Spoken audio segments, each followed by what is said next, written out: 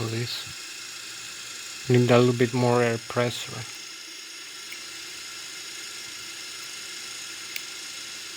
Here we have it 26.7. This is the air pressure we need to start the engine right now.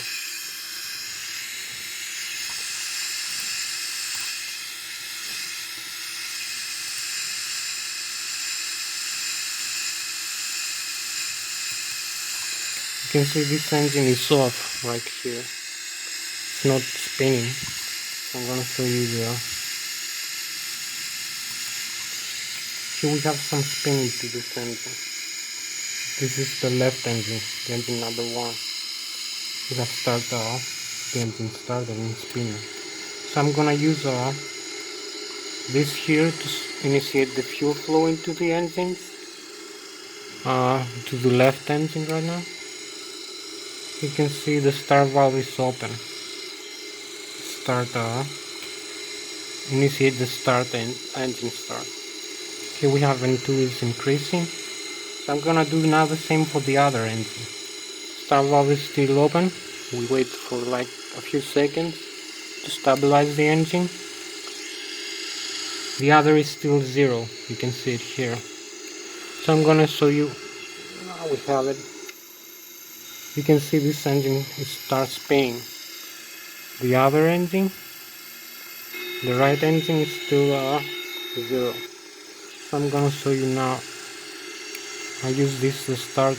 Before doing that, I'm gonna turn this pressure here on, the engine bleed. So I'm gonna use the right engine starter now. Here we have it. The start valve is open over here, and the engine starts taking fast start. We have exhaust gas temperature is increasing. Fuel flow is still 0 for the right engine, but we have fuel flow for the left engine. Here is the N2 is still 25%. Fuel flow is 0. So I'm gonna be showing. You can see it has started spinning here.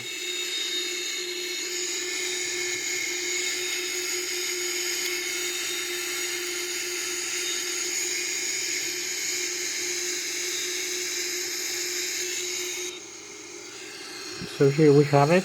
I'm gonna start the fuel supply to the right engine. And here we have it for the right engine too.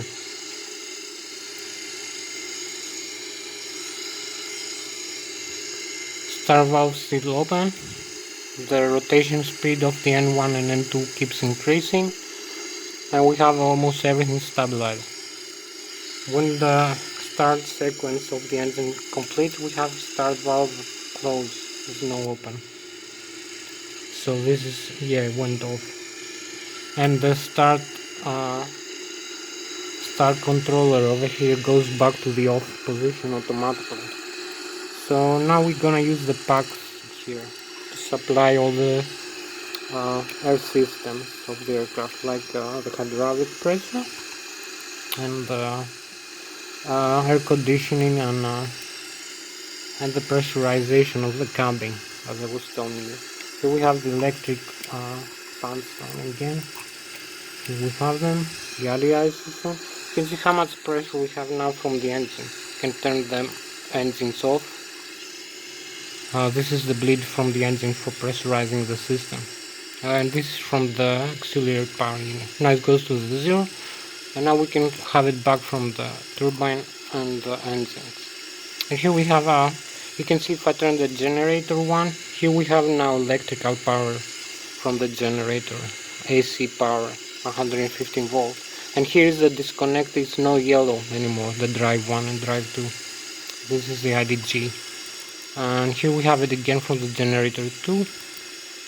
We have both generators working and supplying electrical current to the aircraft. Here we have the fuel, we can turn them off right here. We use crossfit if we want. I'm gonna show you a few more systems. You can see here the engines are stabilized now. We have thrust, which we can use or not use. So I'm gonna be showing you only the air pressure. the cabin pressurization. Here is we have two outflow valve I was telling you, and here is the pressurization controller for the cabin pressurization. It takes air pressure from here, from this engines or APU system, and it uses the outflow valve to regulate the cabin altitude pressure by opening the valve when we descend or closing it when we climb. We can use a manual here setting if we want. Here we have it in the auto. We have two auto controllers, controller 1, controller alternate, and the manual, which is the third one, and we use this for the manual. And here is the altitude and the landing altitude.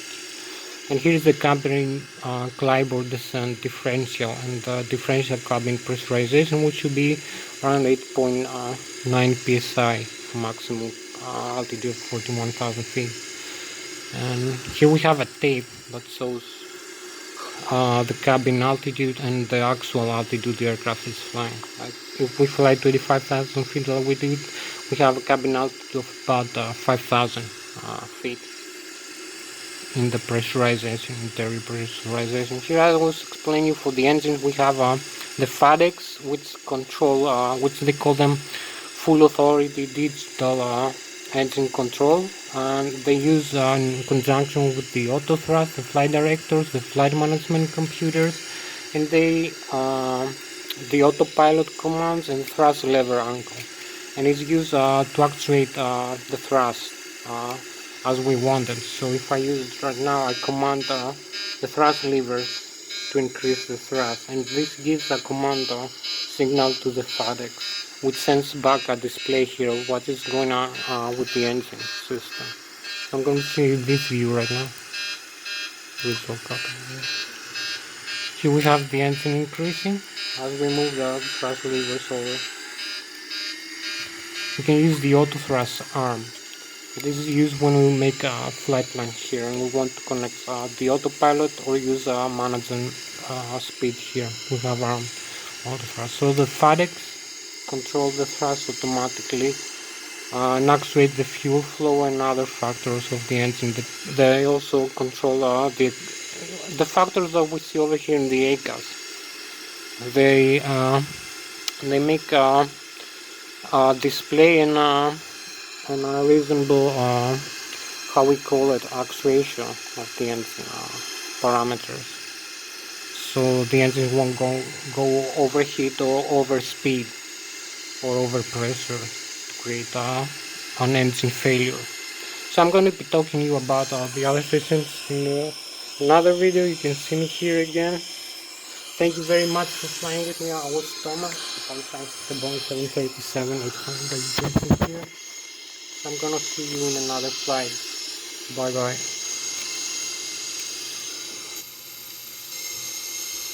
You can see the engine flying here now.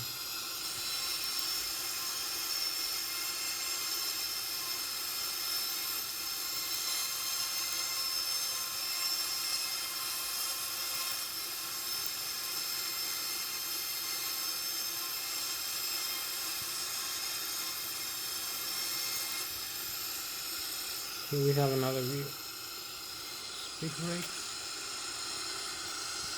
Okay, this is it for this video.